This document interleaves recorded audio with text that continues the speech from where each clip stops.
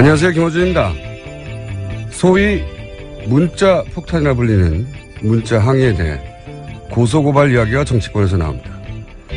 작년 촛불부터 탄핵, 파면, 대선을 거치는 7개월여 기간은 시민들이 자신의 정치적 권리를 확인해가는 과정이기도 했습니다.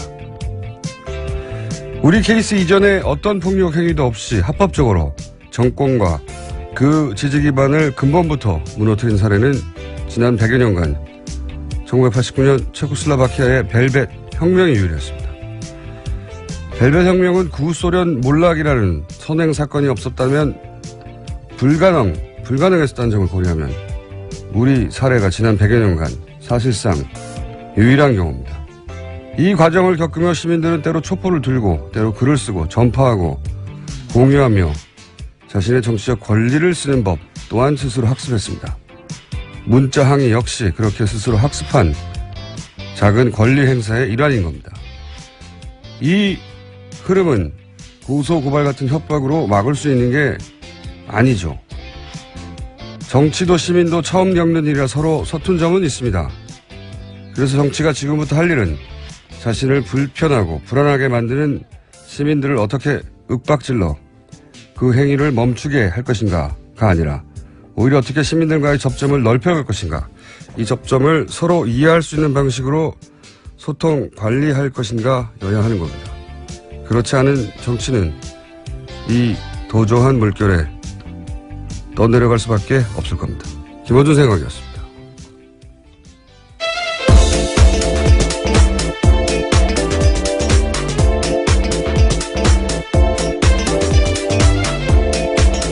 시사인의 김은지입니다. 네, 정치권에서 이제 인사 관련한 뉴스가 계속 쏟아지네요, 그죠? 예. 네. 첫 번째 뉴스는요? 이낙연 국무총리 후보자에 대한 국회 임명동의안이 처리될 전망입니다. 자유한국당을 제외한 국민의당, 바른정당, 정의당은 어제 전격적으로 인준안 처리 협력 방침 정했습니다. 이에 따라서 31일 국회 본회의에서 인준안 표결이 이뤄질 전망입니다. 이것이 이렇게 된 데는 이제 문재인 대통령이 원칙을 마련하겠다고 양해를 구한다고 하는 이야기가 있고 나서 이렇게 된 거겠죠. 이제 서로 주고받은 거라고 보는 건데, 그죠? 예, 그렇습니다. 문재인 대통령은 발생 시기와 의도, 구체적인 사정, 비난 가능성이 다 다른데 어떤 경우도 예외 없이 배제다. 이런 원칙은 현실 속에서 있을 수는 없다라고 밝혔습니다. 하지만 인수위 과정 없이 원칙에 따른 세부적인 기준을 마련하지 못한 채 인사가 시작됐고 결국 논란이 생겼다면서 그러면서 국민과 야당이 양해를 구했습니다. 세부 기준을 마련하는 거 필요한 것 같아요. 예. 위장 전입도 이게 단순한 거주지 불일치인지 혹은 뭐 투기 목적의 위장 전입인지 구분할 필요가 있는데 그럼 왜 과거에 안 했냐 이런 얘기를 할 수 있거든요. 근데 과거 10여 년간 부동산 투기 목적의 위장 전입 이외에 문제가 됐던 게 거의 없었어요.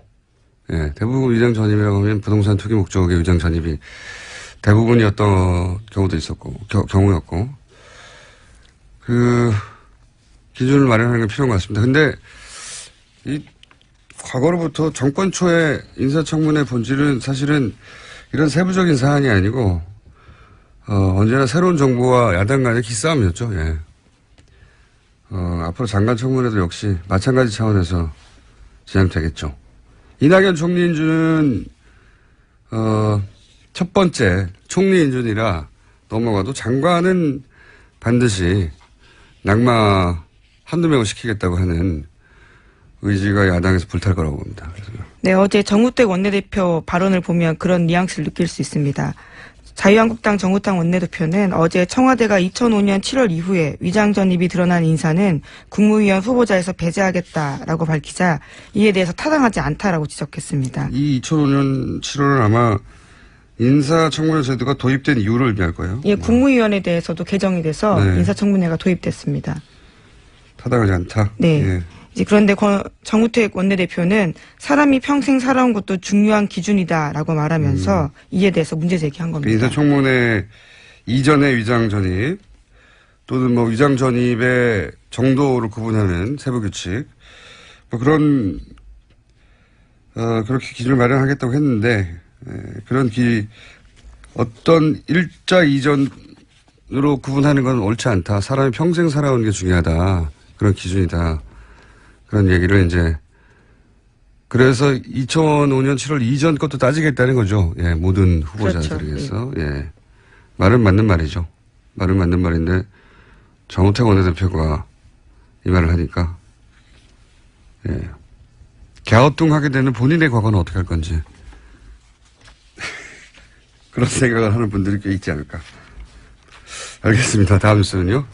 네, 강경화 후보자에 대해서 각종 의혹 제기되고 있습니다. 조현옥 청와대 인사수석이 후보자에 대해서 발표하면서 강 후보자 장녀가 미국에서 1년간 고등학교 다니다가 이화여고로 전학했는데 1년간 친척집에 주소지 뒀다라고 말한 바가 있거든요. 그런데 해명과 달리 이곳이 이 학교 교장이 전세권자로 설정된 집이었다는 사실이 뒤늦게 밝혀지면서 거짓 해명 논란이 불거졌습니다. 강경화 후보자는요. 이에 대해서 그 주소에 누가 사는지 주소에 대해서 전혀 알지 못했다라면서 무리를 빚게 돼서 대단히 죄송하게 생각한다라고 이야기했습니다. 이거는 본인이 실제 알지 못했을 수 있는데 예, 중요한 건 이거 같아요. 교장이 전세권자였다는 거 아닙니까? 네. 그러니까 교장이 전세권자인 집에 1년간 있는 것으로 강경화 후보자가 얻게 된 공직자로서 부적절한 이익이 뭐였냐. 사실은 제가 보기엔 이걸 야당이 파야 되거든요. 1년간 교장이 전세권자인 집에 있었는데 그로 인해서 얻게 된 이득이 이런 것이고 그 이득은 공직자로 있기에는 대단히 부적절한 것이다. 공세가 이렇게 돼야 되는데 그렇게 될지는 모르겠고요. 아마 강경화 후보자 혹은 김상조 공정위 후보자 내정자 이 두 분에 대한 공세가 저는 가장 강력할 거라고 생각되는 게 앞순서이기도 하지만 두 분 다 예를 들어서 외무부에서 관료 출신도 아니고 외무부 출신도 아닌 강경화 후보자는 사실 외부자에 가깝거든요. 내부에 무슨 새가 있는 것도 아닐 것이고 계보가 있는 것도 아닐 것이고 그래서 본인을 원하는 사람이 외무부에 그렇게 많을까 의심을 갖게 되고 그러니까 보호해줄 사람이 그만큼 적은 거죠. 인사권자들 외에는. 김상조 후보자야 뭐 예, 일반 시민사회하고 등등을 제외하면 대부분 적이 아닐까. 보수매체나 재계에서. 그래서 두 사람 중 한 사람은 반드시 낙마시키겠다고 야당에서 마음먹고 특히 자유한국당 입장에서는 제1야당으로 그럴 것 같습니다. 그래서 저는 폭탄, 이게 사실과 사실이 아닌 것이 뒤섞여 있는 혹은 검증이 됐거나 검증되지 않은 것이 뒤섞인 구분하기 힘들 정도의 공세가 이어지지 않을까.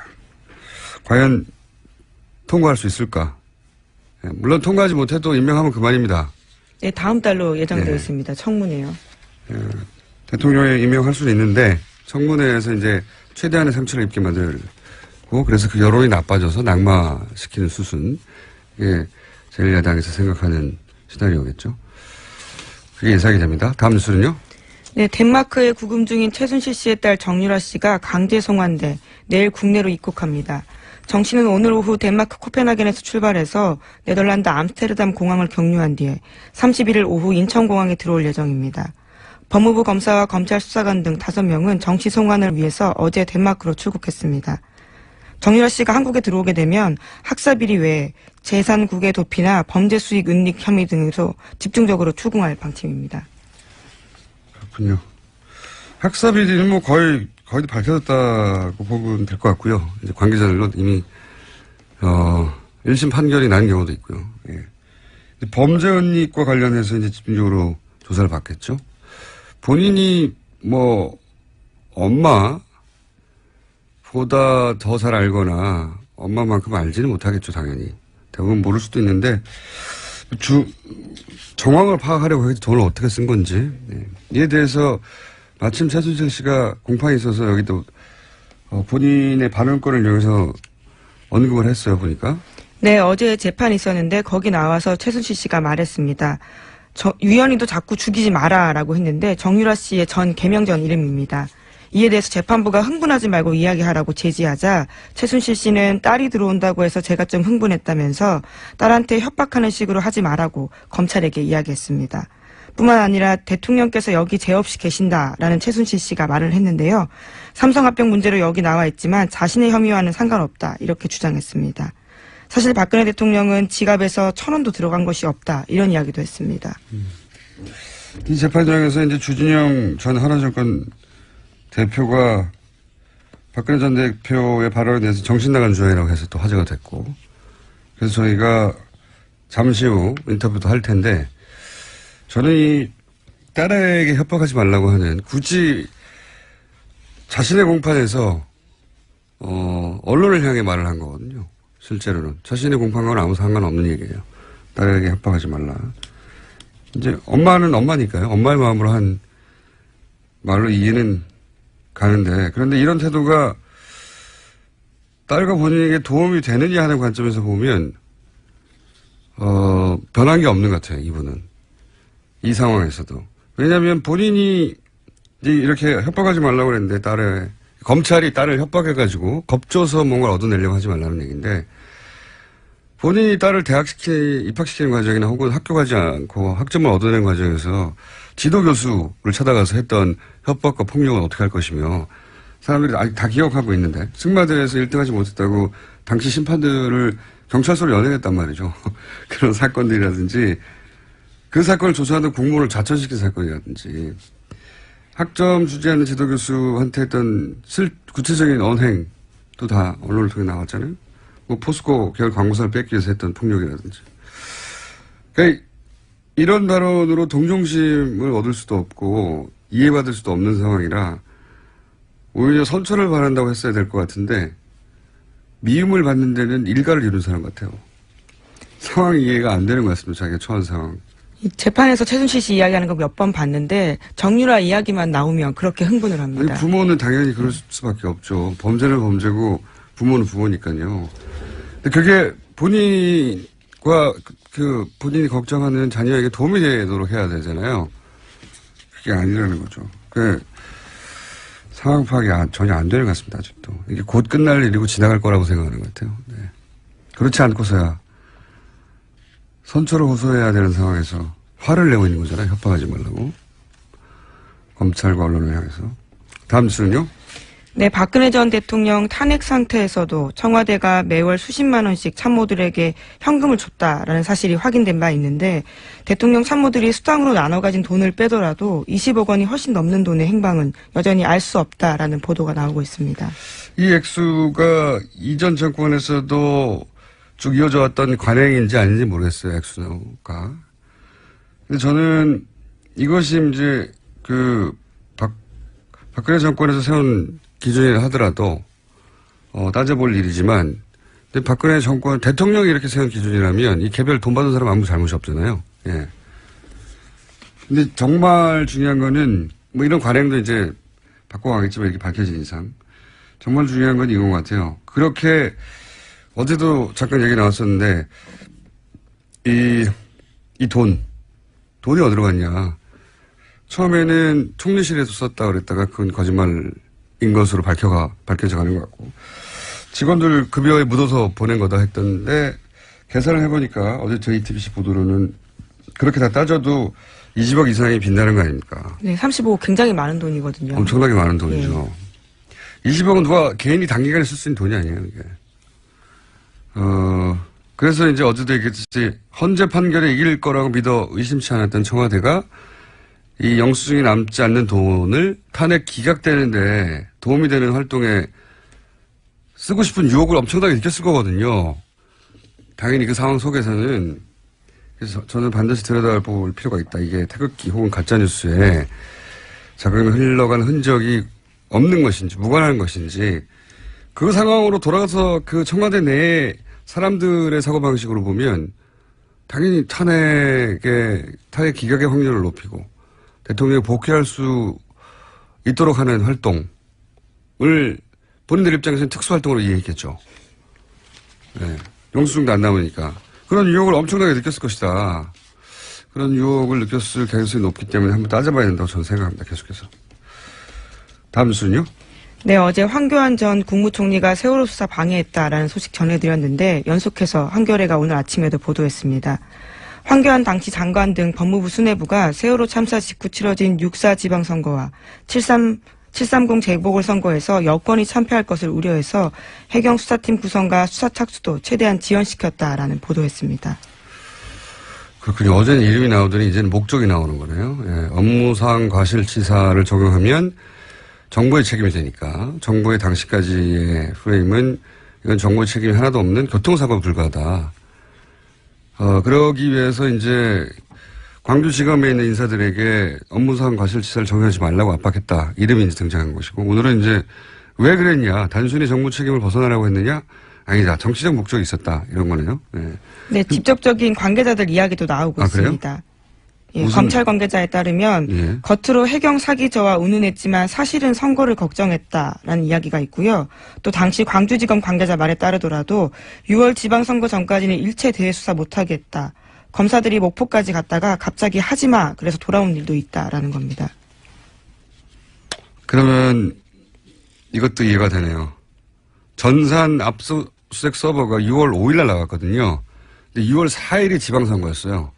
앞뒤가 맞네요. 예, 그렇게 따지면. 이런 증언들이 더해지면서 이제 당시 세월호 관련 수사가 어떻게 정치적으로 왜곡됐는지 일단이 조금씩 드러나는 거네요. 예. 선거에 부정적인 영향을 끼칠까봐. 그런 목적이 분명히 있었다는 거죠. 네, 그렇다면 이건 직권남용으로 충분히 수사가 가능한 사안입니다. 네, 직권남용으로 끝날 일이 아닌 거죠. 정말 그랬다면. 이제 막 수사가 시작됐으니 이제 앞으로 좀 더 밝혀지겠죠. 취재가 시작됐으니 이 분야에. 한겨레 단독이었습니다. 지금까지 시사인의 김은지였습니다. 감사합니다. 박근혜 전 대통령 3차 공판에서 박 전 대통령이 삼성 합병과 관련해 한 말에 대해서 정신 나간 주장이라고 발언해서 어제 그리고 오늘 하루 종일 실시간 검색어에 이름이 오른 분입니다. 주진영 전 하나투자증권 대표 전화 연결됐습니다. 안녕하십니까? 네, 안녕하세요. 네, 목소리가 아주 차분하시고 제가 알기로 그리고 느끼기로 남의 일에 간섭하거나 번잡한 거 싫어하고 구질구질한 거 싫어하고 근데 어떻게 하다가 가장 번잡하고 구질구질한 정치적 사안 연루가 되셨습니다. 그러게 말입니다. 네. 자, 일단 본인을 여기까지 오게 만든 사건부터 좀 간단하게 되짚어 보겠습니다. 삼성물산 제일모직 합병하는데 국내 22개 증권사 다 합병에 문제없다는 보고서를 냈는데 본인이 사장으로 있던 하나투자증권에서만 부정적인 보고서를 냈습니다. 이런 보고서를 내면 시끄러워질 거를 알고 계시지 않았나요? 왜 삼성이 하는 일인데 그렇게 반대를 하셨습니까? 시끄러워질 거라는 건 알기는 했죠. 그렇지만 워낙 뻔한 얘기인데 다들 부안내동하거나 아니면은 결탁하는 것 같아서 심통이 나가지고. 심통이 나서?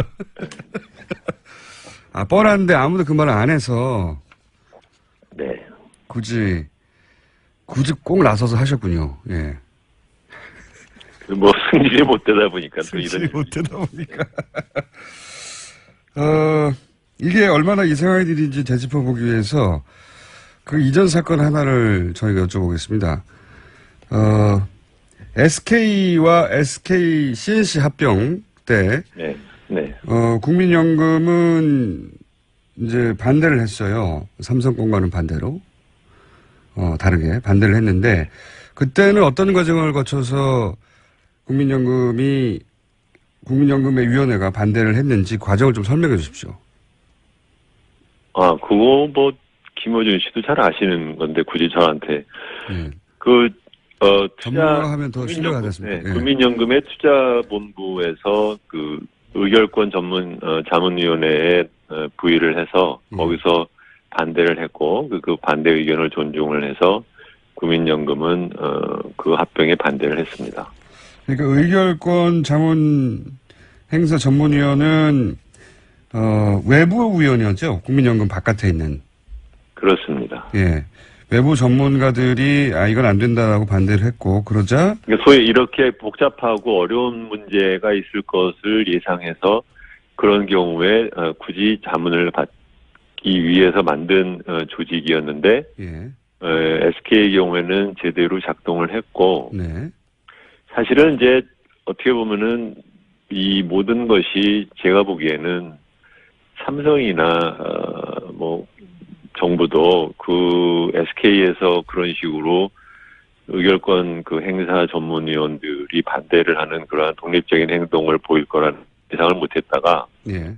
SK 반대를 하는 걸 보고 그때부터 갑자기 예상했던 작전이 이제 틀어지고 그러면서부터 이제 무리한 짓을 하게 된 것 같습니다. 그렇군요. 그러니까 이제 외부위원회에서 전문가들이 SK와 SK CNC 합병에 대해서는 이건 안 된다고 하자. 국민연금 내부의 위원인 내부위원회에서도 안 된다고 결정을 했고 그래서 이제 합병이 안 되는 걸 보고 삼성물산과 제일모직의 합병 같은 경우에는 이 루트를 타면 안 되겠다고 이제 생각한 것 같다고 이렇게 보시는 거죠? 그렇습니다. SK 경우는 합병이 됐어요. 결국은 예. 네, 그렇지만 이제 어쨌든 우리나라에서 이런 식으로 소위 재벌이나 그 정부의 그 눈치를 안 보고 결정을 내리는 경우가 극히 드물죠. 이게 소위 관변 기관이나 아니면은 뭐 위원회에서 예. 그렇게 그렇게 독립성을 행사하는 경우가 굉장히 드문데 사실은 이제 요새는 이제 나름 지각이 있는 사람들이 많아져서 젊은 세대 사이에서는 그래서 이제 그런 일이 일어났고 그러면서부터 그게 이제 이렇게 된 것이죠. 그런데 이제 제 반대 의견을 내셨고 심통이 나서 다들 뻔한데 아무 말도 안 해서 아니 심통이 나서 반대 의견을 말하는 게 아니라 심통이 나서 제대로 들여다보는 보고서를 그러니까 보고서를 왜 내지를 않느냐 내야 되는 거 아니냐 이제 그렇게 얘기를 했고 그랬더니 저희 리서치 센터의 사람들이 보고서를 만들어서 저한테는 얘기도 결과가 어떻게 나왔다는 말도 하지 않고 그냥 냈어요. 근데 그것이 이제 그렇게 된 거죠. 근데 그렇게 제대로 보고서를 내고 보고서가 이제 합병 반대로 나가고 나서 대표에서 물러나셨잖아요. 근데 그 물러가는 과정이 압력이 있었다라고 짧게 말씀하셨는데 청문회에서 당시 상황을 좀 더 자세히 말씀해 주실 수 있습니까? 물러나는 과정을? 아이고 지나간 얘기 자꾸 물어보셔. 참. 뭐 내고 나서 그거 갖고 뭐 하나그룹에서 시비를 걸고 물러나라는 소리를 하고 했지만 그것을 제가 받아들이지 않으면 이제 그러면 얘기가 복잡해지거든요. 그러니까 뭐 이사회를 통해서 임을 하고 주총을 해서 새로 해야 되니까 그러니까 소위 곱게 물러나지 않으니까 그리고 제가 그걸로 이제 언론에 가서 얘네들 봐라 이게 좀 말도 안 되는 짓을 한다라고 얘기를 하니까 지네들도 뒤가 구리니까는 꼬리를 말았습니다. 그래서 이제 임기까지 하고서는 그만뒀죠. 물러나라고 제가 이제 듣기로는 처음에는 경영실장 김춘수 사장이 장충기 삼성 사장으로부터 불평 전화를 들었다는 말을 들었고 그래서 부정적인 보고서를 쓰지 않겠다고 약속하라는 말을 했는데 약속하지 않으셨고 1차 보고서 이후에 2차 보고서까지 내셨고 거꾸로 예 그래서 김현배 하나생명 부회장이 2차 보고서 때문에 삼성 구조부원이 격앙돼 있다 물러나야 할 것이라고 말했더니 본인이 법대로 하시라고 네. 이게 제가 아는 전문데 대충 맞습니까? 네 그렇습니다.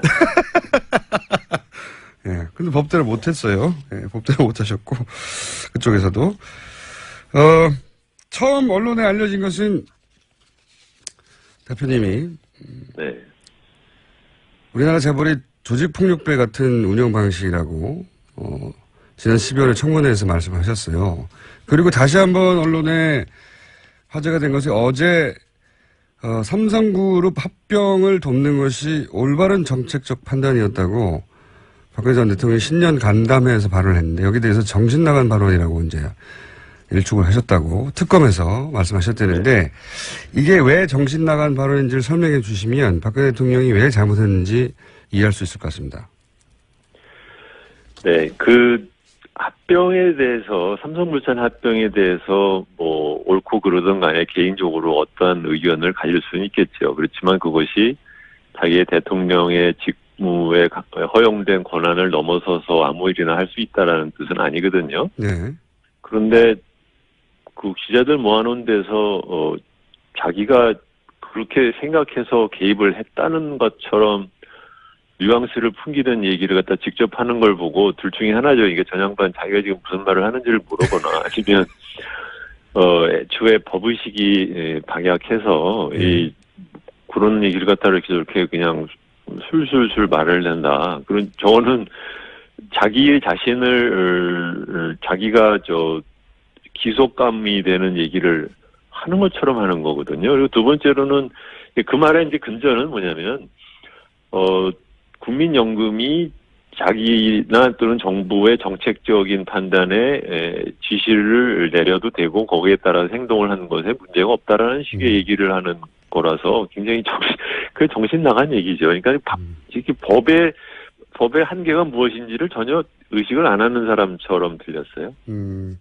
국민연금에 대해서 대통령이 이렇게 써도 된다고 판단하는 것이 법으로도 문제가 되고, 그리고 내용을 이해 못하는 거라고 하셨는데, 그러니까 이런 의미입니까? 국민연금은 기본적으로 국민들이 맡긴 돈을 관리하는 것이잖아요? 그렇습니다. 예. 국민연금은 이제 국민들의 그 돈을 관리를 하는 거 관리를 할 때는 최대한 그 맡긴 사람들의 경제적인 이익을 위해서 해야 되는 거거든요. 예. 그리고 거기에 무슨 적어도 그 자산 운용을 하는 데 있어서의 의결권 행사라든가 아니면 투자 행위에 있어서는 그거 이외에는 다른 생각을 하면 안 되게 되어 있어요. 근데 그것을, 그러니까 뭐 확실히 말하라는 거죠. 그러니까 그래서 찬성하라고 시켰어? 안 시켰어? 대답하면 되잖아요. 왜 애매하게 왜 뱅글뱅글 돌려가면서 막상 또 물어보면 안 했다고 그러고. 그런데 또 올바른 정책 결정이었다고 그러니까 무슨 말을 하는지를 잘 모르겠어요. 그러니까 맡긴 사람 이익을 위해서 일하는데 왜 대통령이 생각하는 정책을 위해 그 돈을 쓰냐. 뭐 이런 지적이신 거죠. 예. 그렇죠. 네. 근데 이제 대통령이 실제 그러면 거기에 개입을 했느냐 안 했느냐를 판정할 때 이제 들으신 얘기가 청와대에서 여보세요? 네네 들리십니까? 네, 중간에 잠깐 끊겼습니다. 네. 그러니까 지금 따져봐야 할 게 그렇다면 네. 국민연금이 삼성 합병에 찬성하는 과정에서 실제 청와대가 개입했느냐 아니냐인데 네. 들으신 이야기는 청와대의 뜻이라고 들으셨다면서요? 네. 그게 2015년 7월 10일 날 투자위원회에서 회의를 했었는데 그때는 찬성을 하는지 반대를 하는지 모르지만 의결권 행사 자문위원회에 회부를 하지 않기로 결정을 했다는 게 보도가 나왔거든요. 네네. 그래서 그 당시에 그 의결권 전문위원회에서는 자기들한테 회부하는 걸 하고 있었고 그걸 위해서 준비를 다 하고 있었는데 예. 안 하기로 했다고 얘기를 들어서 한 4월쯤 지나서 그 위원 중에 한 명인 중앙대학교의 박창균 교수한테 제가 전화를 걸어서 왜 그랬다고 하더나 이렇게 물어보니까 박창균 교수가 청와대 뜻이라고 하네요 라고 저한테 얘기를 했습니다. 근데 이제 박창균 교수는 근데 제가 더 이상 묻지를 않았는데 그러고 끊었는데 그 이유는 박창균 교수는 굉장히 제가 존경하고 좋아하는 후배 교수인데 이 사람이 그 박근혜 캠프 그러니까 선거를 할 때 그 박근혜 캠프에 있었던 경제학자들과 굉장히 가까운 사이예요. KDI 출신이고 그래서 안종범 문영표 이런 사람들이랑 굉장히 가까운 사람이거든요. 신원섭 그 당시에 이제 자무부 시장 연구원장이었고 지금은 이제 금통위원 중에 한 사람인 신인석 박사랑도 친하고 그런 사이인데 그 사람이 청와대 뜻이라네요라고 말을 했을 때는 이게 꼬치꼬치 물으면 본인도 좀 얘기하기가 곤란하겠다 싶어서 제가 더 이상 묻질 않았습니다. 근데 실제로 나중에 알려진 것에 의하면 그 박창균 교수한테 그런 얘기를 전한 사람은 금통위원이었던 신인석 박사라고 하죠. 네. 그러니까 이제 단순히 지나가는 말로 흘려들을 위치에 있는 사람이 아니었고 그 관계도 박근혜 정부의 경제 사안의 결정권자들하고 가까웠기 때문에 청와대가 여기 개입했다고 믿을 만한 정황이었다 이렇게 보신 걸 지금도 그렇게 생각하시는 거고요. 그렇죠? 네, 뭐 생각하고 자시고 간에 나는 박창균 교수한테 그렇게 들었다. 네. 그렇게 얘기를 한 것입니다. 네. 알겠습니다. 네. 들었으니까요. 네. 네. 이제 저희는 사실 준비한 시간이 거의 다 됐는데, 왜냐하면 어제 발언 관련해서만 제가 여쭤보느라고 네. 말씀을 듣다 보니까 저희 방송에 주기적으로 나오셔서 가끔 경제 사안도 짚어주시면 참 좋을 것 같다는 생각이 듭니다. 요새 바쁘십니까? 바쁘진 않은데 김호준 씨 입장에서는 그렇게 생각하실 때 저로서는 별로 하고 싶은 일은 한 가지만 더 여쭤볼게요. 시간이 다 돼서. 네. 이 재벌 총수 구속하거나 법적 처벌하면 우리나라 경제가 큰일 날 것처럼 얘기했는데 실제로는 이재용 부회장 구속하고 나서 삼성전자 주가가 연일 최고치를 경신하고 있습니다. 이유가 뭡니까? 전문가로 보시기에. 일단은 전자의 지금 반도체 그 실적이 굉장히 좋기 때문에 그런 것이 하나 있고, 예. 두 번째로는 신정부 들어서는 것에 따른 지배구조가 개선이 되면 그러면 아마 우리나라 주식시장이 갖고 있는 저평가 요인이 일부 좀 불식되지 않을까라는 기대도 있는 것 같습니다. 오늘 여기까지만 듣게요. 네. 아쉽게도. 그렇지만 앞으로는 저희가 어떻게든 코너를 한번 마련해 볼 테니까. 요 전화 끊고 다시 통화하시죠. 오늘 말씀 감사합니다. 네, 안녕히 계세요. 네. 지금까지 주진영 전 하나투자증권 사장이었습니다. 워낙 시크한 분이라, 인터뷰할 때도 이렇게 하시네요. 자, 문재인 정부가 방송, 통신 분야는 어떻게 앞으로 어떤 방향으로 처리해 나갈 것인지 전문가와 함께 짚어보겠습니다. 인수위 역할을 하고 있는 것이죠. 국정기획자문위 최민희 더불어민주당 전 의원 연결되어 있습니다. 안녕하세요. 안녕하세요. 국정기획자문위가 과거에 인수위 역할을 하고 있는 건 맞죠? 인수위 역할은 맞는데요. 거기서 예. 인사 기능이 빠져 있습니다. 인사 기능이 빠져 있다? 네. 그러니까 여기서 누구누구를, 그런 싸움은 없겠네요. 보통 자리 싸움이 인사위원회에서 핵심 권력 투쟁인데. 제가 과거에 인수위를 안 해봐서 그건 잘 모르겠지만 굉장히 평온하고 진지하게 진행되고 있네요. 예.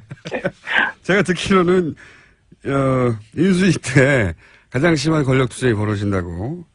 그렇게. 자리 그럴 수 싸움을. 있을 것 같아요. 예. 근데 지금은 어차피 자리 싸움을 안 하니까 아주 평온하군요. 일만 하는군요. 예, 일만, 열일하고 있습니다. 알겠습니다.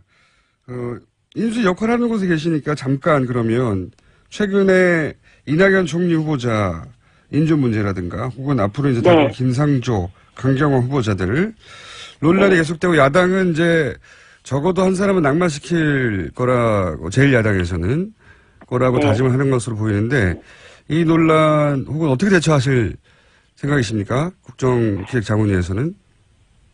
일단 이제 그 자문위에서는요, 그 대통령께서 선거 기간에 말씀하신 5대 불가 방침을 현실적으로 적용할 수 있는 안으로 바꾸는 작업을 TF를 만들어서 지금 곧 시작하게 됩니다.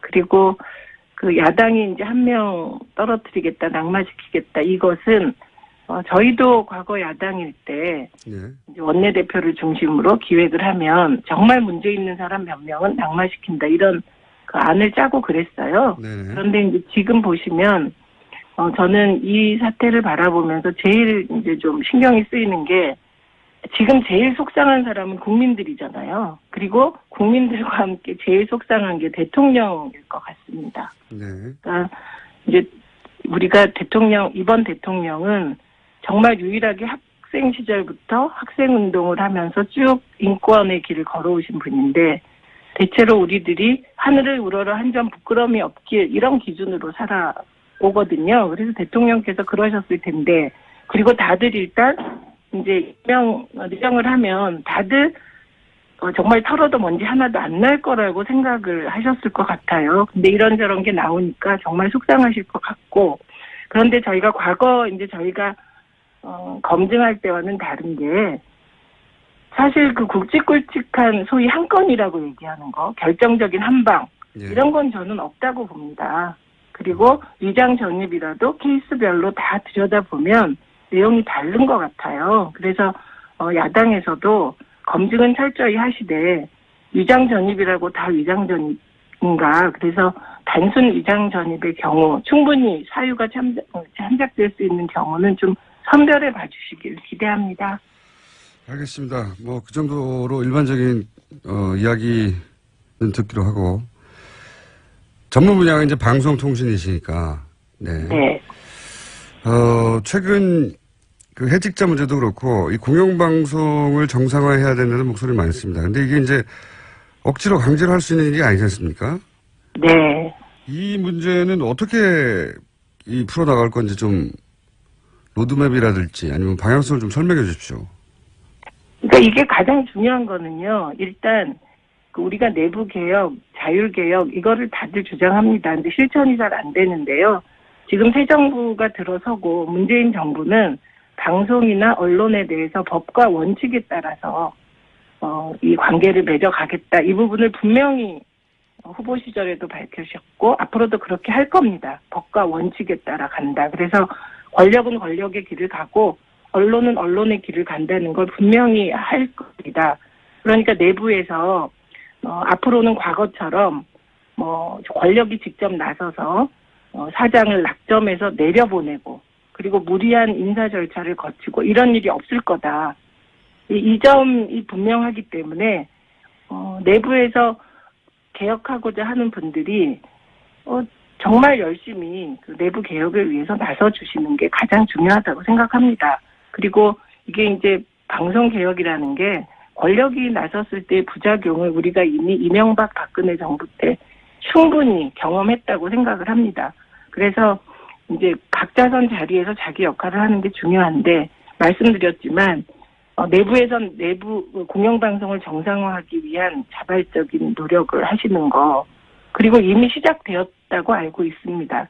그다음에 권력 측에서 보다 분명하게 법과 원칙에 따라 앞으로는 방송 장악이 없다. 이런 원칙을 선언하는 게 진짜 중요하고 그걸 실천하기를 기대합니다. 문재인 정부, 그러니까 우리 모두. 그리고 이게 이제 진짜 중요한 게요. 박근혜 정부는 그 MB의 방송 장악을 비판하면서 시작했습니다. 그리고 대명천지에 방송 장악이 있을 수 있냐. 이게 박근혜 대통령의 워딩이기도 했고 정홍원 총리의 워딩이기도 했는데 방송 장악 위에서 정부를 유지했다고 평가를 받잖아요. 근데 문재인 정부는 진짜 일을 잘해서 평가받고 방송과는 진짜 원칙적인 관계 이렇게 맺어가고요. 그다음에 이제 방통이나 방심위가 있는데요. 이게 국가기구로서 제 역할을 못했습니다. 그래서 나라다운 나라를 만드는 과정에서 방통이나 방심위도 본래 주어진 역할을 제대로 하도록 그렇게 바꾸어 나가야 한다고 생각합니다. 그다음에 제일 중요한 게 이제 시청자들이고 국회인데요. 시청자들은 지금처럼 비판적 방송 보기 하시고 편파 허위 왜곡 보도 이런 거 보시면 화만 내시지 말고 방심위가 이제 조금씩 바뀔 터이니 심의 요청도 하시면서 적극적으로 방송 바로 세워주시는데 지금까지 해오셨던 것처럼 동참해 주시면 좋겠고요. 국회가 이제 김재철 기란형 방지법 통과시켜야죠. 쭉 이제 전체적으로는 들었는데 기회는 잘 안 들어옵니다. 한 가지만 여쭤볼게요. 구체적으로. 네. 내부 구성원들 예를 들어서 MBC든 KBS든 혹은 공영방송에 내부 구성원들이 문제점이 있다고 생각해서 노조 활동도 하고 항의할 수 있는데 그런데 회사 인사권을 가지고 있고 혹은 네. 데스크 편집권을 가지고 있는 한 이 문제는 해결이 될 수 없지 않습니까? 그런데 예를 들어서 경영진 이사진을 강제로 교체할 수 없지 않습니까? 이거 어떻게 네. 해결하죠? 그거를 무슨 외적 강제로 해결하고 네. 이런 거 못합니다. 그런데 중요한 거는 예. 방통이나 방심위가 예. 주어진 역할을 하면 저절로 방송은 자기 자리로 찾아갑니다. 그리고 특히 방심위의 경우 방송심의를 하는데요. 그동안에 정치심의, 편파심의 한다고 비난을 많이 받았잖아요. 근데 최근에 종편의 제어가 심사하는 과정을 보면 예. 그 방심위의 역할이 있다는 걸 확인할 수 있었습니다. 그래서 이제 방심위에 여러 가지 시청자들이 문제 제기한 보도에 관련해서 문제 제기한 것이 제어가 심사 과정에서 반영됐잖아요. 예. 그래서 이게 시간이 좀 걸리는 것 같아도 확실한 방법이라고 생각합니다. 그다음에 지금 방통위가 3분밖에 안 계세요. 총 방통위원이 5분인데요. 지금 3분이 있고 또 황교안 총리가 한 달 전에 임명하고 가서 알박기 논란이 일었던 한 분, 예. 거치 문제가 논란이 되고 있어서 앞으로 3명의 방통위원이 임명되게 됩니다. 그럼 방통위가 제 역할을 하고, 그리고 이 제 역할이라는 게요, 동떨어진 게 아니고 제어가 심사를 하는데요. 지상파 방송의 경우는 올해 말에 11월에 제어가 심사가 시작됩니다. 그래서 이 제어가 심사의 기준에 과연 공정방송을 얼마나 했나, 그리고 내부 구성원 간의 문제는 없나, 경영상의 문제는 없나, 뭐 이런 모든 것들이 종합적으로 판단이 됩니다. 종편은 그런데 예를 들어서 MBC, KBS는 어떻게 합니까? MBC, KBS 제어가가 예. 올해 말입니다. 11월. 지상파 MBC, 방송 KBS를 제어가 하지 않을 수도 있습니까?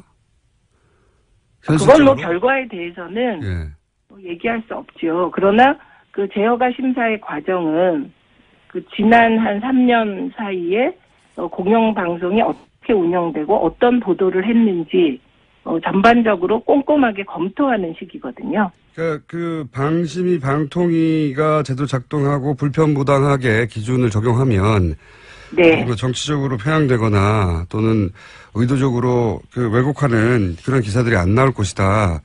혹은 보도가 안 나올 것이다. 네. 이제 이런 문제의식은 알겠고 그게 시간이 걸리더라도 옳은 방향이다. 그것도 알겠는데 이상적인 방향이긴 합니다. 근데 실제 내부 구성원들이 느끼는 고통이라든가 혹은 자신감이 떨어지고 또 해직된 동료들에 대한 문제라든가 이런 게 다시 한번 오랜 시간이 걸릴 거라고 생각하면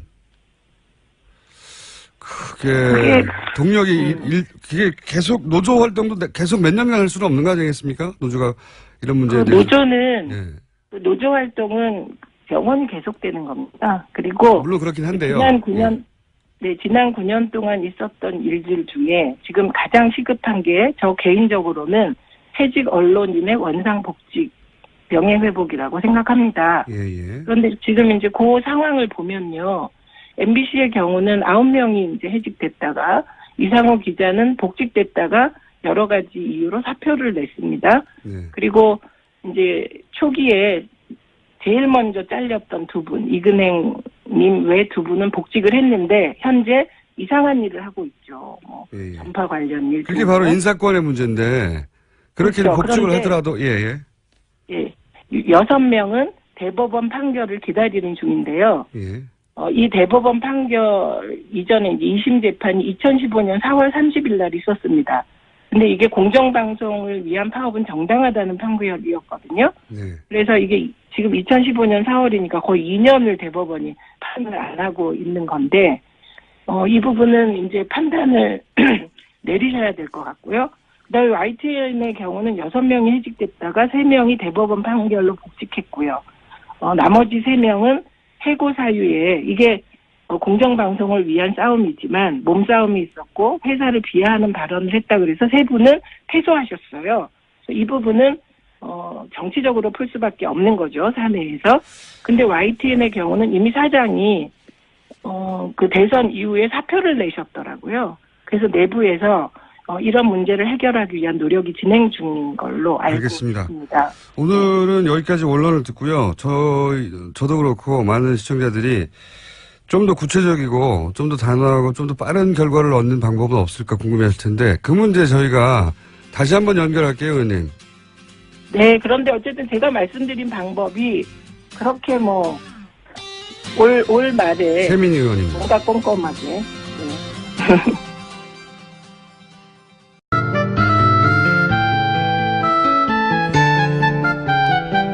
뉴스공장 최고의 인기 코너입니다. 이름이 없습니다, 아직도. 지난 시간에는 노회찬이라고. 안녕하세요. 예. 오늘은 그냥 무명 코너로 하겠습니다. 요즘 큰 이슈는 일단 인사 관련이죠. 네네. 예. 인사 관련해서 이제, 이낙연 후보자 인준은 정의당은 협조하기로 했는데 네. 일단 그 이유를 좀 설명해 주시고. 예, 일단 뭐 위장 전입은 현행 그 주민등록법 위반입니다. 예.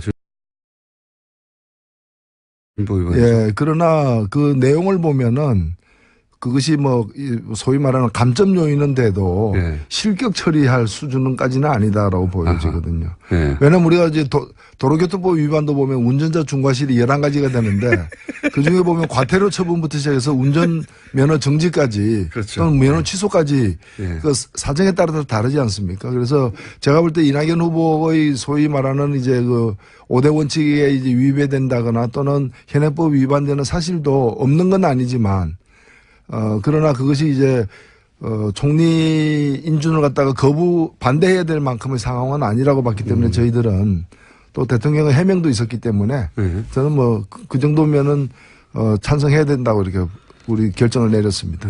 예를 들어서 뭐 위장 전입이 부동산 뭐 취득이나 혹은 투기 목적이 아닌 경우에는 그렇죠. 감점 요인 정도다. 부당 이익을 얻기 위한 불법 행위 또 뭐 그것도 정도에 따라 다르겠습니다만 그게 아니면 되는 것이지 우리나라 지금 주민등록법에 의하면요.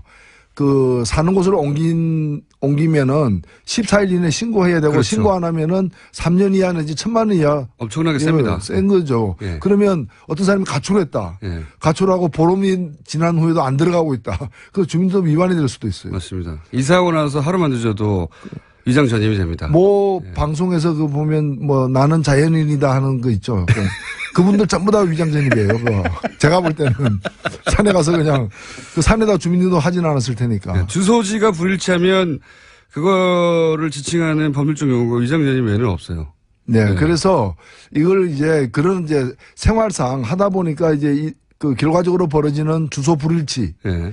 이라면은 그것은 좀 감안해 줘야 된다고 보고 다만 법을 어기면서까지 이제 살지 않는 곳에 산다고 해가지고 왜냐하면 농지 같은 경우 절대 농사 농지. 짓는 땅은 예. 살지 않으면은 그 소유할 수가 없거든요. 그렇죠. 예, 그 이제 그런 경우 이제 투기성 이익을 얻기 위한 거라거나 또는 이제 학교 같은데 예, 뭐 이제 소위 파락군 같은데. 예, 그렇죠. 예. 그런 사례가 아니라면은 저는 이 부분에 좀 유연하게 신축성 있게 봐야 되는 게 그게 저 국민들이 또 눈높이 아니냐 이렇게 생각됩니다. 최근 한 10여 년간 2005년 이제 인사청문회 도입된 이후에 그 이후에 이제 최근 10여 년간 위장 전입이라고 하면 거의 예외 없이 이제 부동산 투기 목적이었기 때문에 그렇죠. 위장 전입에 대해서 일반이 가진 인상이 굉장히 안 좋죠. 네. 예. 그리고 뭐 왜 그 위장 전입을 했냐고 했더니 이제 땅을 사랑해서였던가요?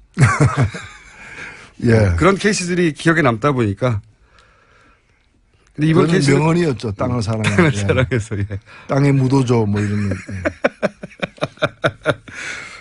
그런 케이스에 익숙하다 보니까 이 단어가 딱 엮여 있다 보니까. 네. 그래서 이번에는 협조하는 게 맞겠다고 이제 판단하신 거라고 말씀하신 거고.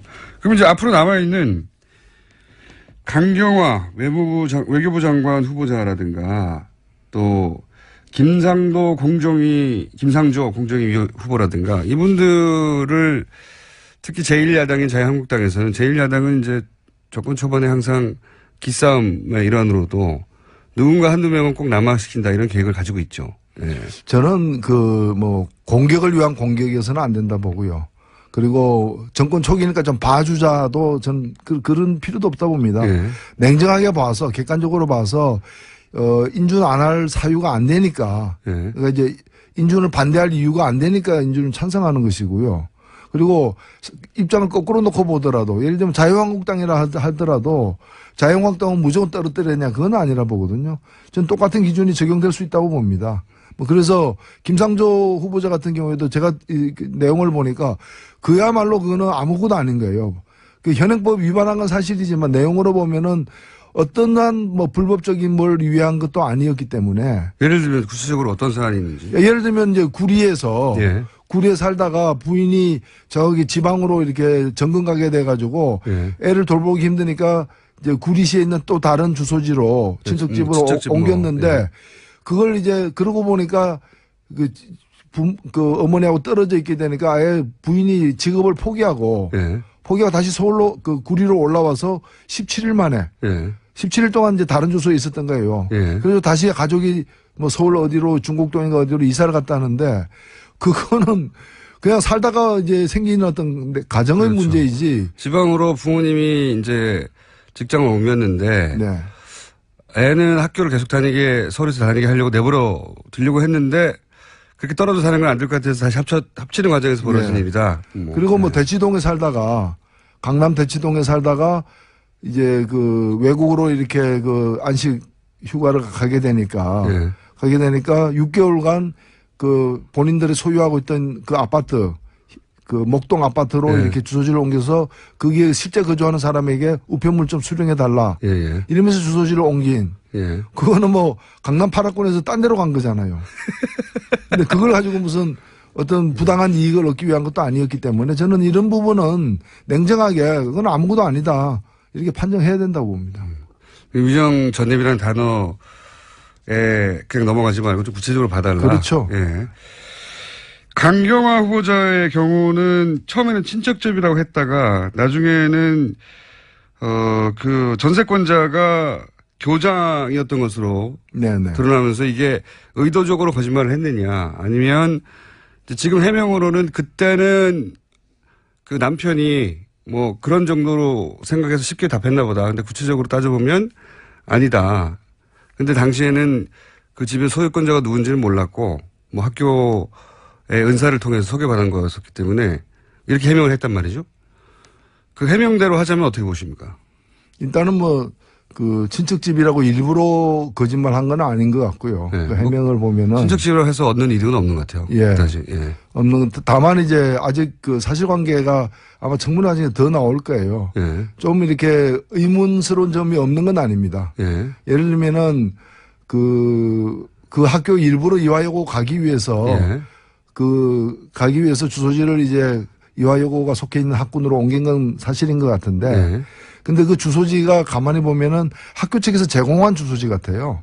그런 의문도 들어요. 예. 그럼 학교 측에서 예.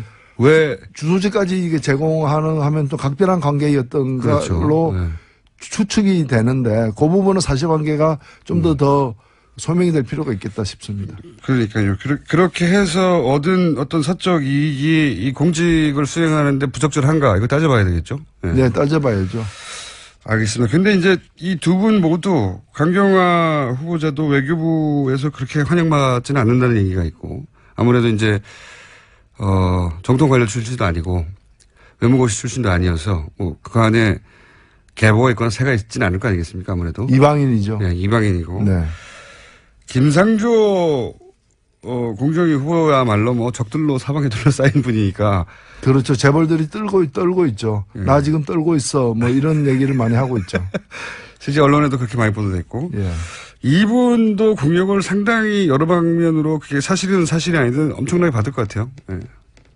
그렇지 않습니까? 저는 그 일부 언론 예. 그리고 또 재계에서 굉장히 예민하게 이제 김상조 후보자의 어떤 약점을 찾으려고 노력하고 있는데 예. 저는 그런 이제 그 헛된 노력은 그만두라.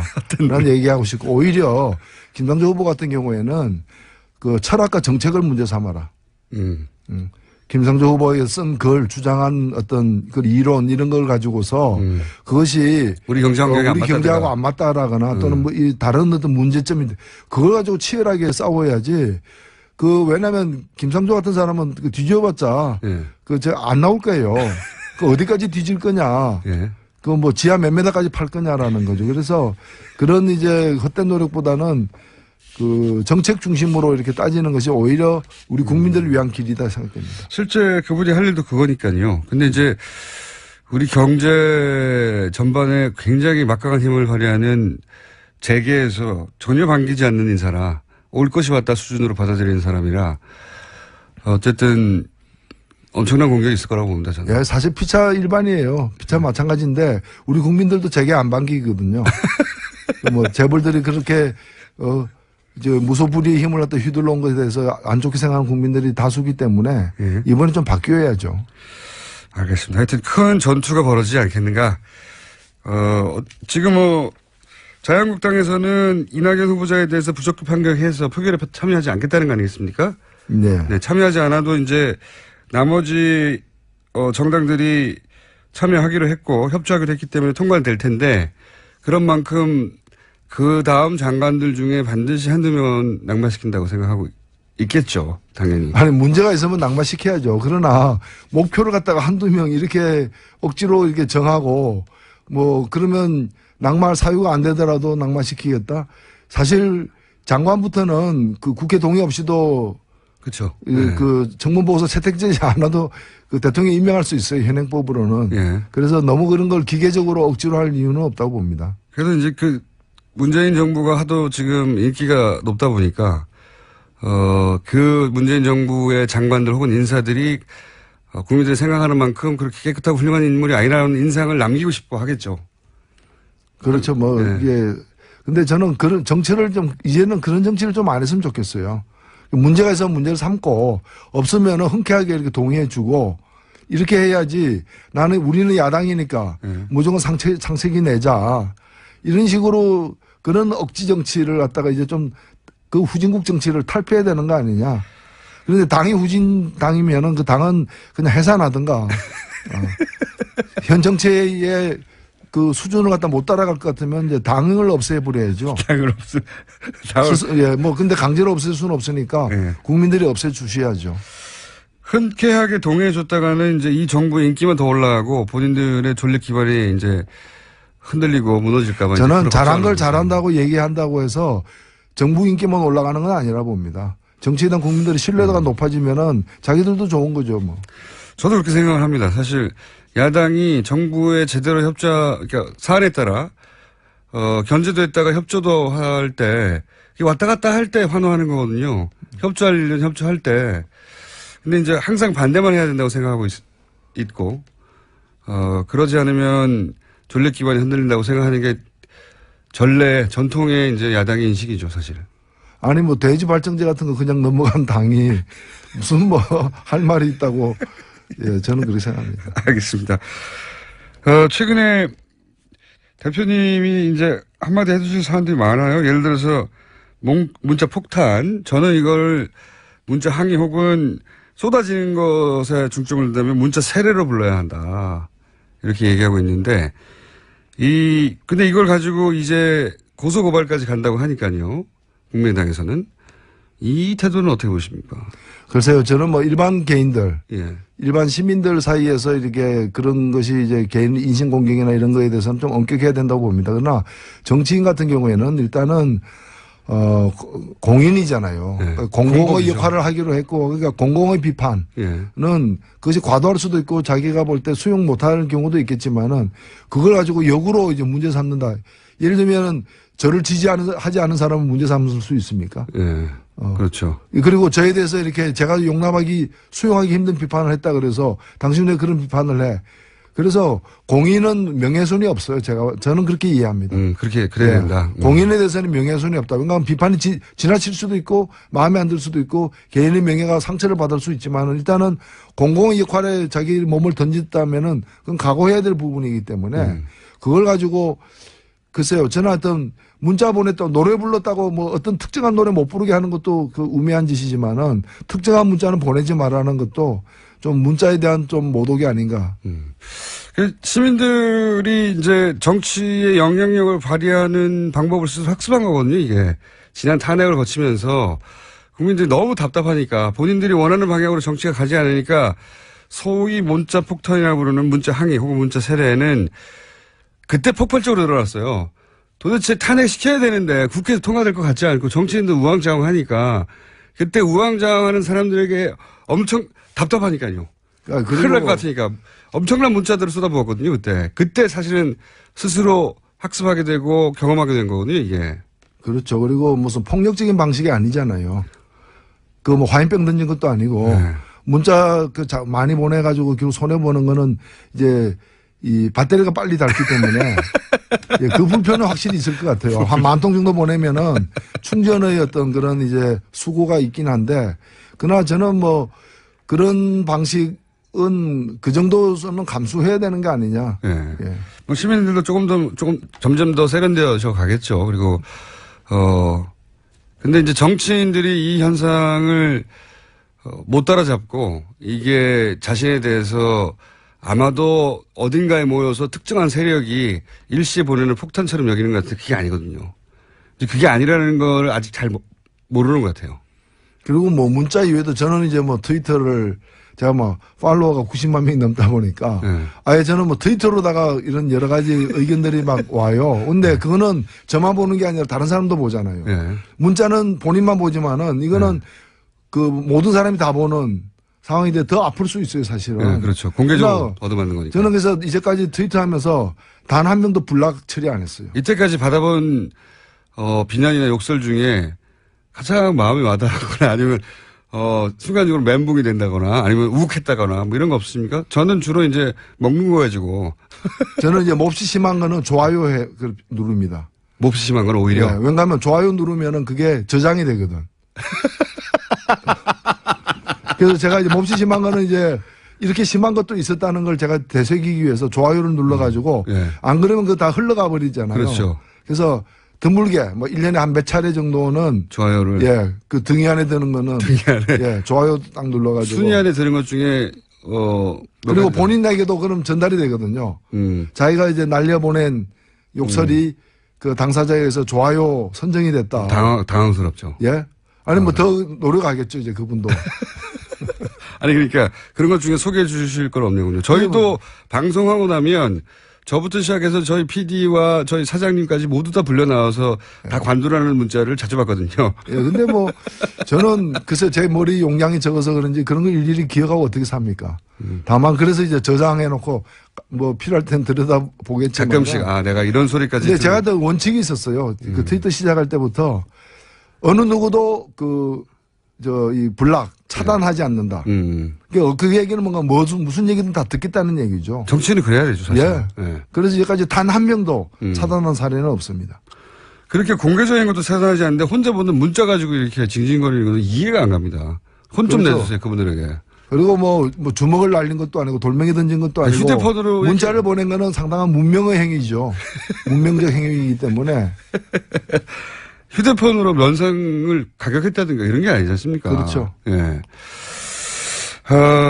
그래서 이 문자 폭탄은 용어 자체도 바꿔야 된다고 저는 생각이 들고, 문자 샤워, 문자 세례, 문자 항의, 내용 기준으로 보자면 문자 항의인 것이고, 행위의 의미를 보자면 문자 참여인 것이고, 그리고 뭐 숫자가 많다면 문자 세례 정도를 불러야 되는 게 맞는 거니까. 저는 그렇게 생각을 합니다. 자. 그렇죠. 그래서 뭐, 예를 들면은 뭐 편지를 갖다가 뭐 길게 써서 보냈다 해서 처벌받거나 문제되는 거 아니잖아요. 편지를 많이 보냈다 해서 문제되는 것도 아니잖아요. 문자 보내는 것도 그런 행위라고 봅니다.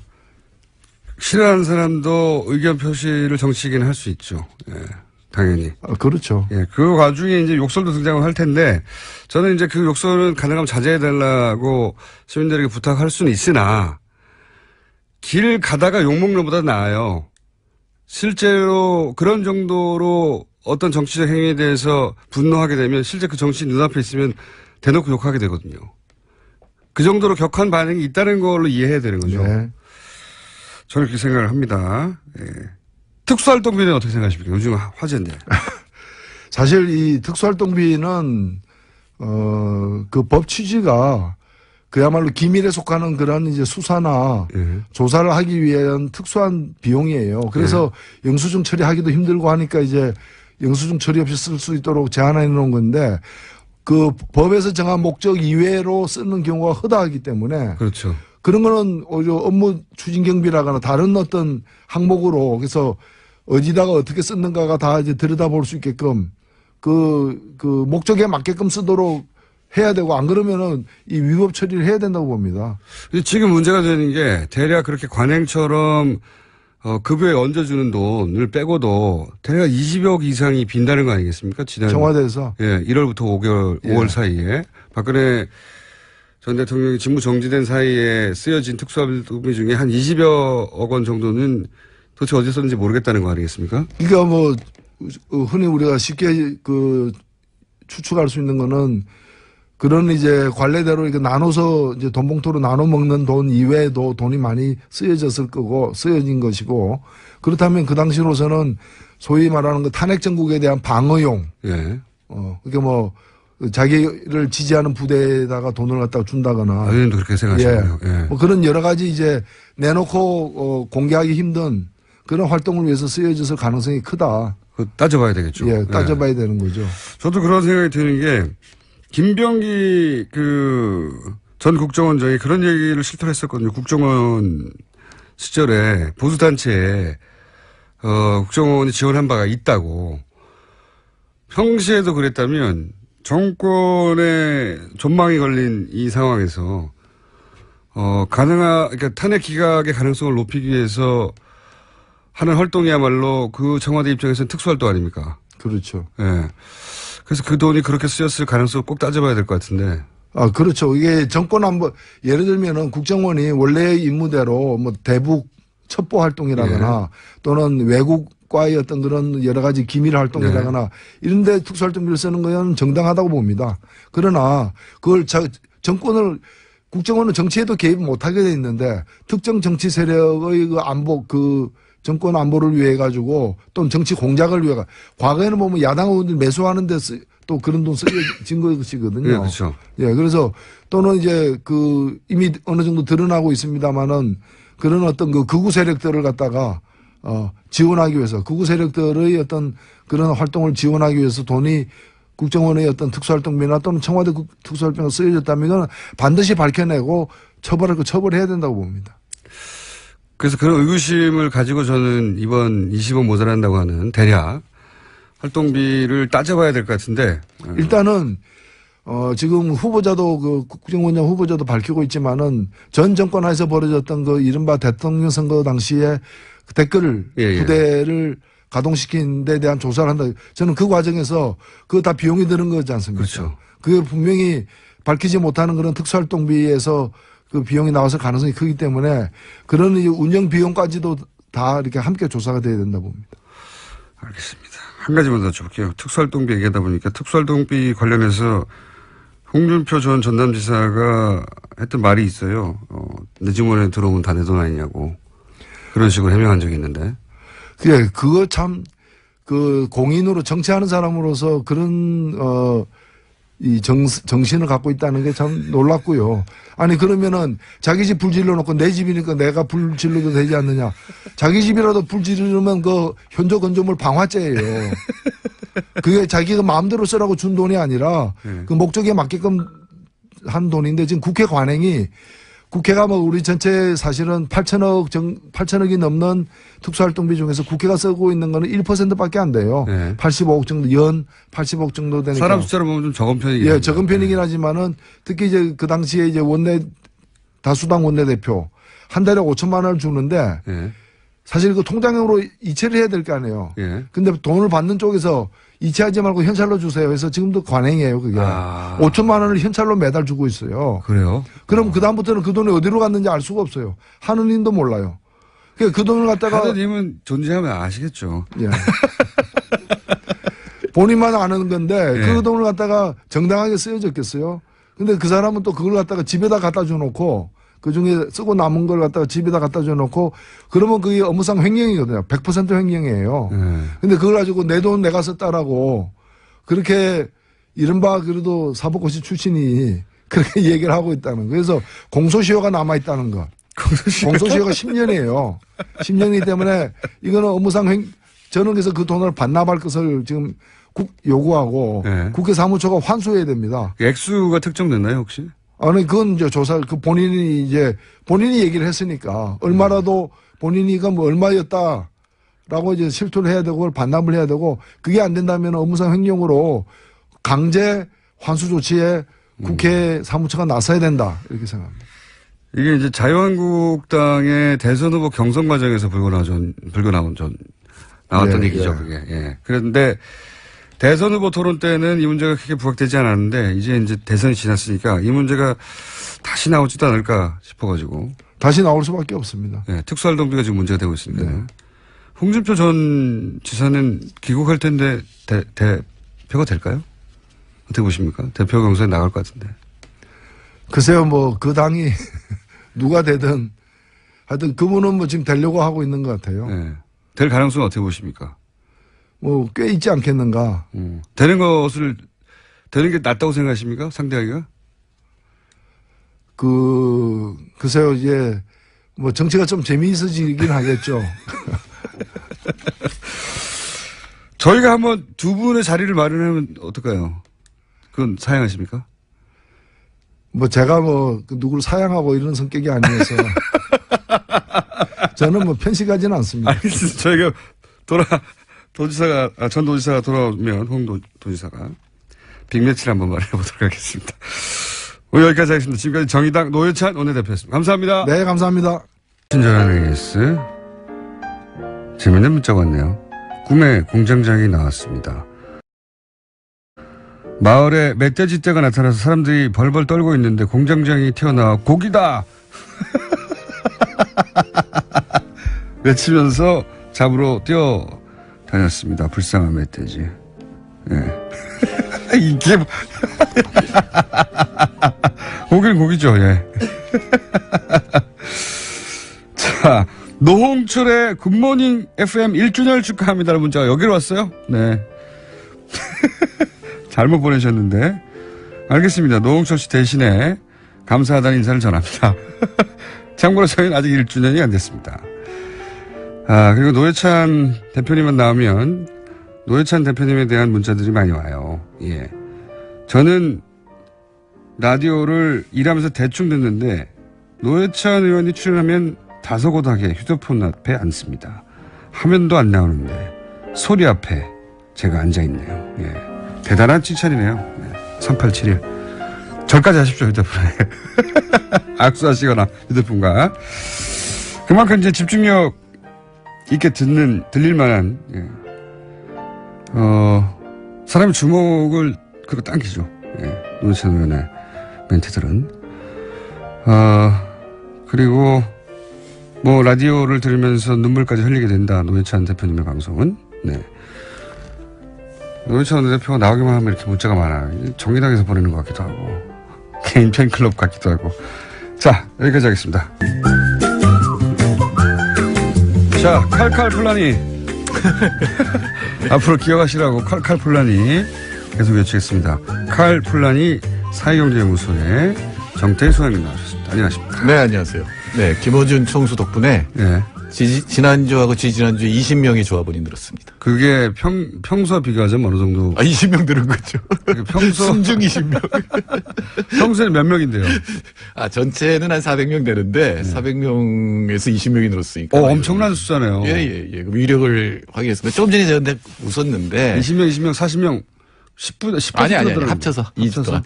멧돼지 얘기에서 제가 웃었는데. 예. 갑자기 제 머릿속에 멧돼지가 멧돼지를 쫓는 그림이.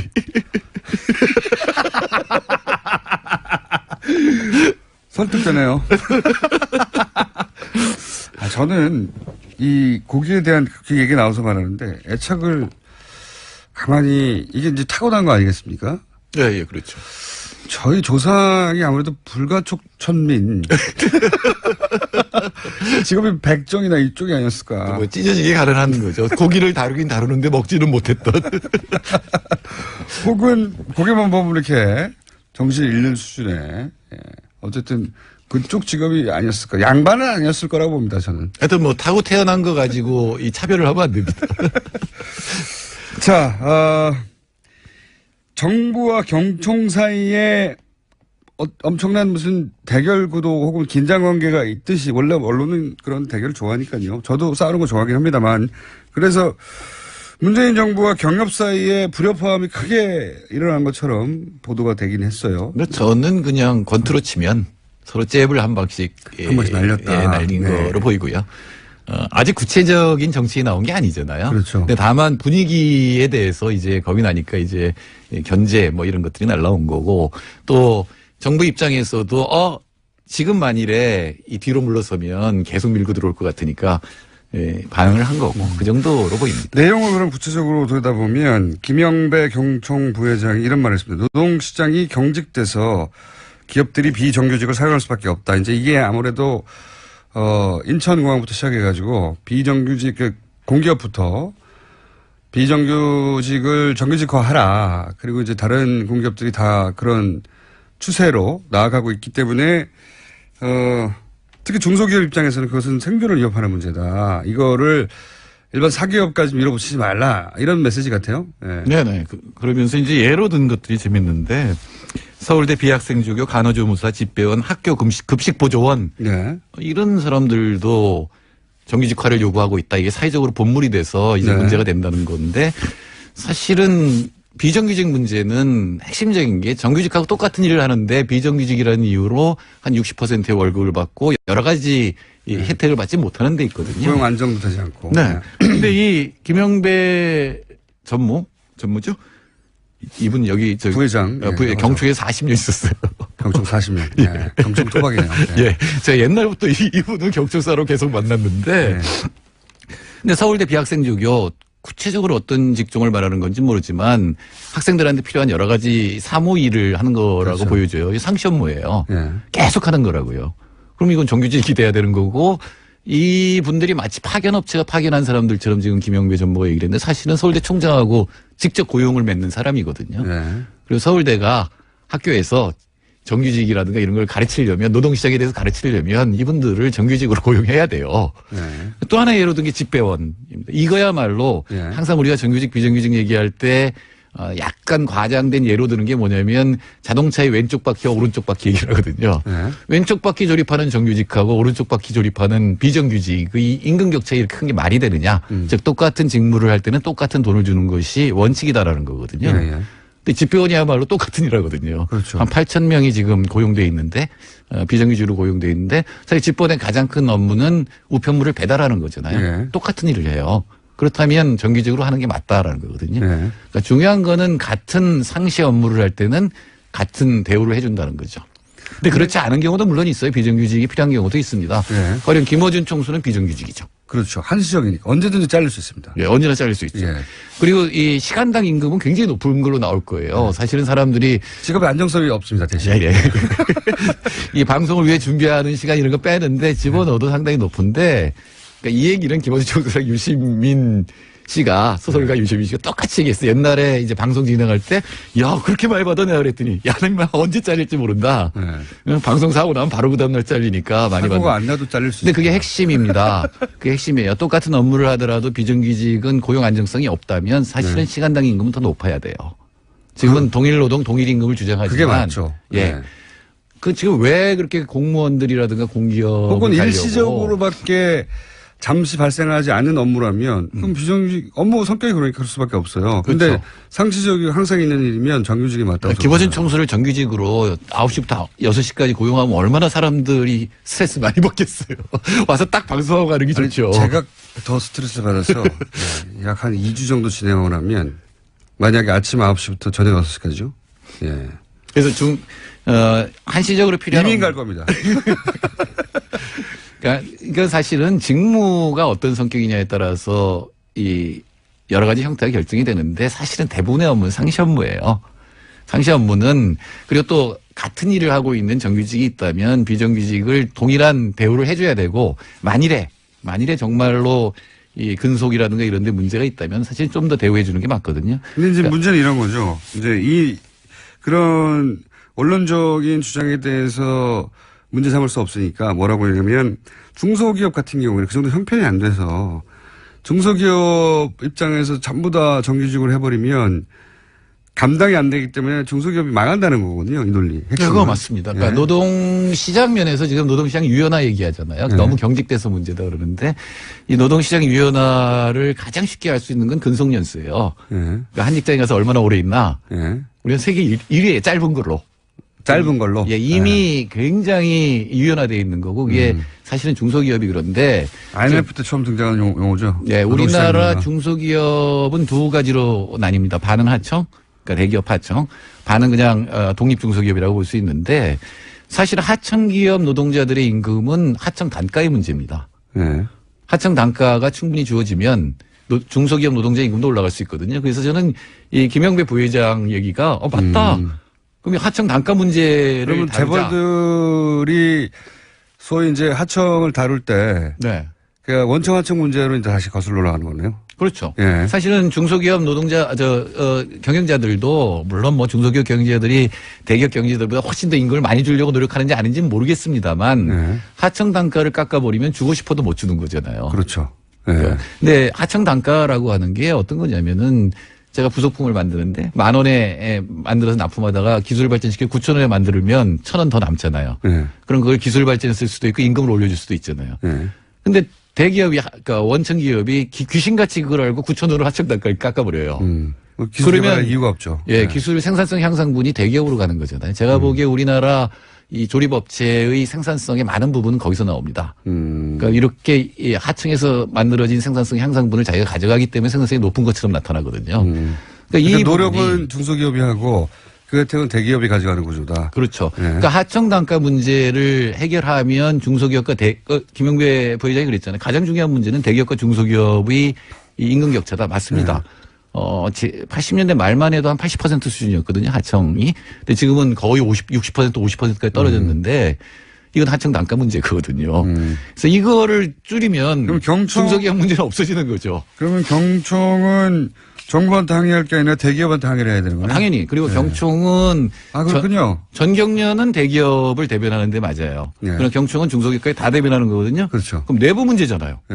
그 내부에서 자기들이 이 경영자들이 모여서 중소기업 경영자와 대기업 경영자가 모여서 정말로 어떻게 이 임금 부분을 서로 분배하는 게 옳은지를 경총 내에서 논의를 해야 되는 거죠. 그러면 경총은 좀 머리를 잘 못 썼네요. 경총은 오히려 정부가 이렇게 비정규직 문제를 정규직화하는 정책을 세울 때 정부의 힘이 올라타서 그렇다면 우리는 그렇게 할 테니 대기업과 원청 하청 문제를 해결해 달라고 하소연하면서 같은 편이 돼야 되는 거 아닙니까? 그렇죠. 그게 맞는 만일에 전략인 것 경총이 같은데? 예. 경총 회원들의 의견을 반영한다면 중소기업 경영자들이 압도적으로 많을 거 아니에요. 사실은 그렇죠. 경영자라기보다는 사용자인데 그럼 그분들의 의견을 반영하는 경총이 할 일이잖아요. 그럼 당연히 정부 뜻에 따라서 이 하청 단가 문제를 좀 원만하게 해결하자. 그래서 이 하청 중소기업 노동자들도 정규직이 되고 임금도 올라가는 그런 그림이 훨씬 경총 입장에서는 좋은 거죠. 경총이 머리를 잘못 썼네요. 그러니까 정부가 이렇게 시대 과제가 비정규직의 정규화라고 하니 좋다. 그럼 우리는 그렇게 갈 테니 우리가 비정규직을 쓸 수밖에 없는 근본적인 이유인 대기업과의 원청 하청 관계를 근본적으로 해결해 다오라고 정부가 같은 편을 먹으면 네.